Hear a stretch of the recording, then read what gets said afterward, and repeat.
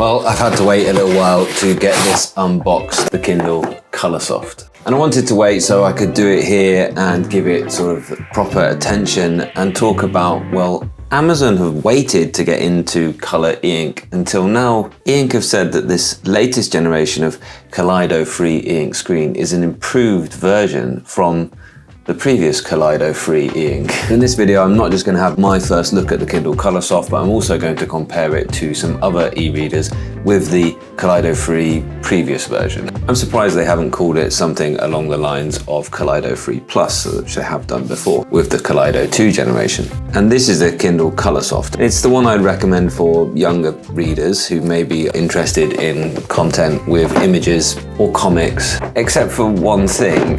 The price of this isn't quite there yet. So if you're looking for a young person's first e-reader, then perhaps this one isn't the option because this is certainly priced as a premium device. I like, incidentally, the way they've put their Kindle logo into the box there. That looks pretty darn nice. Got the Colorsoft color version.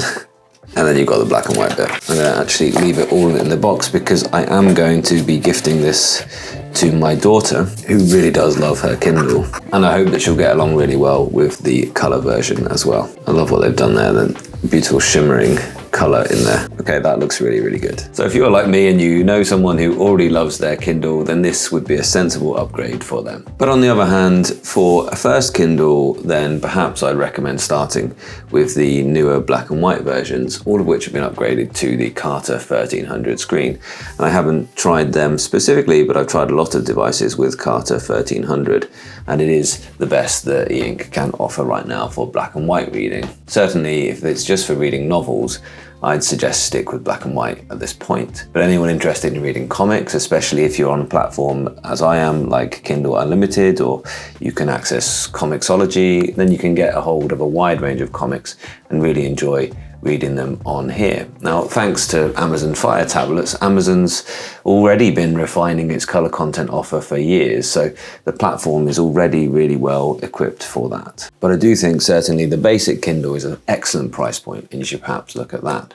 What I'm interested in today, though, is, well, this Kaleido-free compared to another device with the Kaleido-free screen in it, which is at a much lower price point, which are the Kobo devices. And although I don't have those, I do have the previous Kaleido-free screens. But clearly, according to e-ink, Kaleido-free is far from a dead-end technology. They really are investing in improving that technology and making sure that they're actually responding to people's criticisms, which is that the background is generally a bit too dark. And here, right now, using it, haven't touched any of the settings right now. I'm imagining the LEDs are quite bright at this point. Here, right now, this looks just as crisp as the Carta 1300, and the background looks really bright as well. So, you know, good things, clearly. So if you're interested in a bit of a deep dive about the new updated Kaleido-free, then Roderick at Rants About Tech has actually done a really great video going through the improvements that they've made, the technical aspects, as well as in use. And he does note that the blacks are crisper, the front light is generally more even across the screen, and whites appear whiter than before.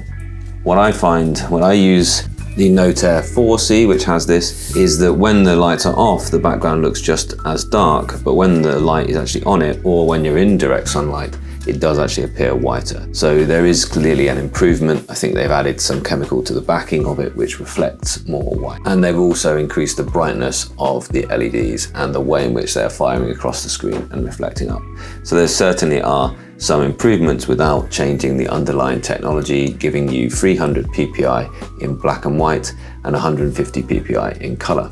People are surprised, though, that Amazon haven't gone for the gallery-free technology, which we do get in the remarkable Paper Pro, where it actually has CMY and white, cyan, magenta, yellow, and white pixels, no black pixels, but it does deliver higher resolution color, although nothing as high as the black and white content on the Kaleido-free or the 1300 screen. And also the background of this, even with the lights off, looks yellower than the Kaleido-free screens do. So yeah, Who knew? Kaleido 3 isn't dead yet, and Amazon have just gone ahead and made it more mainstream than it ever has been. Just about done its updates there. The new Kaleido 3 does seem to be reducing the sort of denim look, the kind of like textured look that you get across the screen as well. So I don't know what they've managed to do there to reduce almost like micro contrast within the background of the screen, which is a little bit off-putting. So yes, the improved Kaleido 3 does look better, especially when you give it lots of light. This looks really very good. Straight away turn all the brightness right off to have a look how that screen performs in a range, and bring in firstly the Gallery 3 with its lights right off. You can see there straight away, much darker here with the lights right off. So Kaleido 3 really needs that front light, even in a room like mine where I've got a lot of lights shining down on this to give plenty of light for my camera. And you do have nice features like the auto brightness, which is absolutely fabulous. Okay, that looks great now. Those are features coming in from the Kindle Paperwhite. So this really is the highest, most premium Kindle that they've made now, apart from the Scribe. So if this is working really well, I'm pretty sure we'll see a colour scribe in the near future. I think Florence would absolutely love seeing the covers of her books here in colour. I'm wondering whether her little, no, they're always in black and white. But that still looks really great. There doesn't seem to be a lot of loss of contrast. I can see, I'll be honest with you, I can still see that colour filter layer on there, producing that sort of denim look. Is that coming through on camera? I mean, it really is a much yellower tone at the back of this screen compared to the Kaleido 3. But let's bring in the same screen, but the previous Kaleido 3. Oh yeah, that looks great. I read a lot of Kindle Unlimited children's books. So this is the Boox Go Color 7. It's not a perfect comparison because the Go Color 7 doesn't render as well in apps as it does in their own reader. You do get quite a bit of ghosting.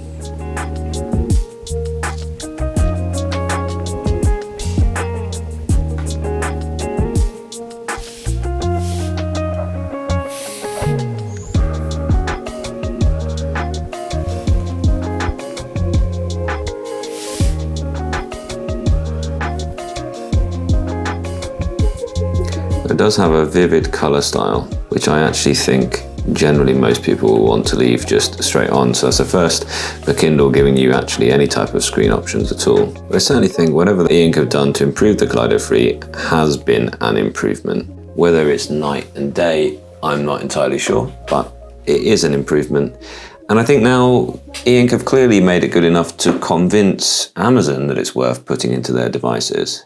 You can see, for instance, in this guy's skin tone here, on the Boox Go Color 7, you can't really tell the difference between his skin tone and the people in the background.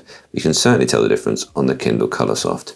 So yeah, good job. They've certainly made those colors pop more. And well, this is what happens in the world of e-readers. Amazon joined the party and it becomes mainstream. Color e-ink is good to go. And stay tuned because I'll be sharing a lot more information in the near future in live streams and other content comparing this and different e-readers, including more side-by-side comparisons like this. I'd really love to read your questions and your comments to help inform that content.